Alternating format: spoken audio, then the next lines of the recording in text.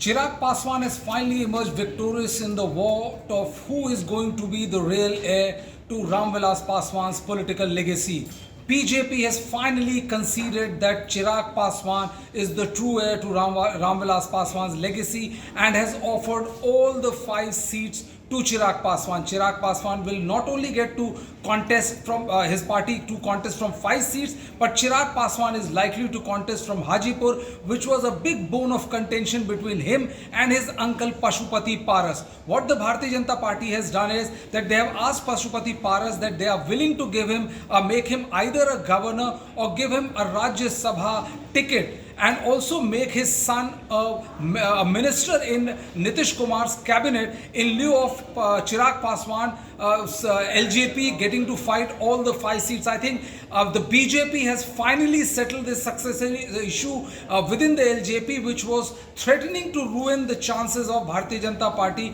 in couple of seats. सर्वप्रथम मैं हमारे देश के प्रधानमंत्री आदरणीय नरेंद्र मोदी जी का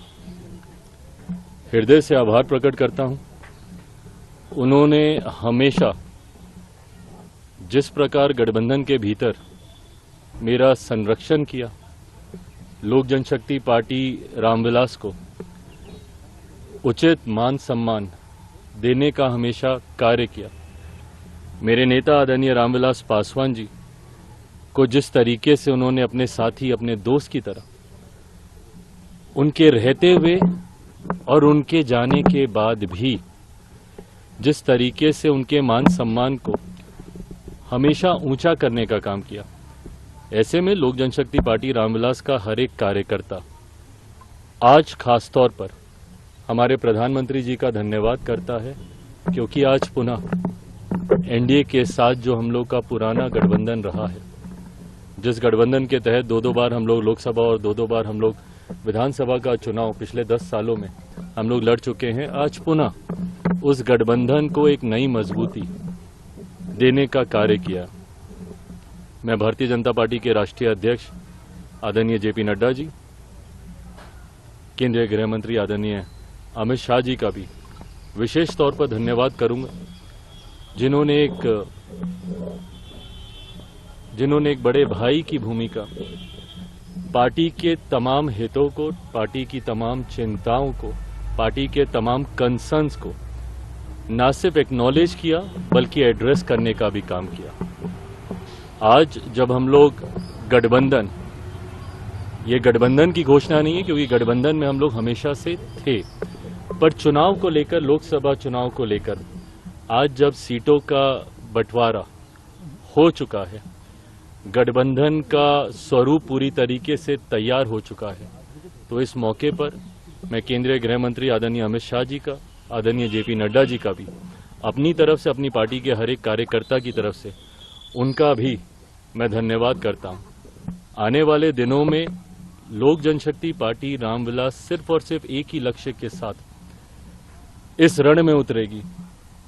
कि बिहार की 40 सीटें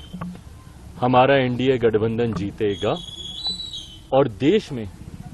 400 सीटें जीतने का जो लक्ष्य है, ईमानदारी से मैं बोलूं, मुझे कई बार ये लक्ष्य छोटा भी लगता है और ये ओवर कॉन्फिडेंस नहीं है। ये जब आप गांव-गांव जाते हैं, घर घर जाते हैं, और क्योंकि हाल फिलहाल के दिनों में न सिर्फ बिहार में बल्कि विभिन्न और राज्यों में भी पार्टी के कार्यक्रमों में मैं गया हूं, ये मेरा विश्वास वहां से आता है कि ये 400 का लक्ष्य न सिर्फ हम लोग पार करेंगे बल्कि बिहार में जो पिछली बार एक सीट किसी कारणवश हम लोग की रह गई थी, इस बार 40 की 40 सीटें एनडीए का ये गठबंधन मिलकर जीतेगा। In the last 2.5 years, there have been a massive war of words between Pashupati Paras, who said that his brother Ramvilas Paswan made him the candidate from Hajipur, and it was a big bone of contention between Chirag Paswan and Pashupati Paras. Chirag Paswan always used to say that I am the Hanuman of Prime Minister Narendra Modi, and finally the Hanuman has been paid his due. There's a massive jubilation in Chirag Paswan camp, and they say that now with this move done by BJP, and Chirag Paswan will be able to help BJP achieve the intended target of securing the number of seats which they have won in the last Lok Sabha. So as we speak, it's all trumps as far as Chirag Paswan is concerned.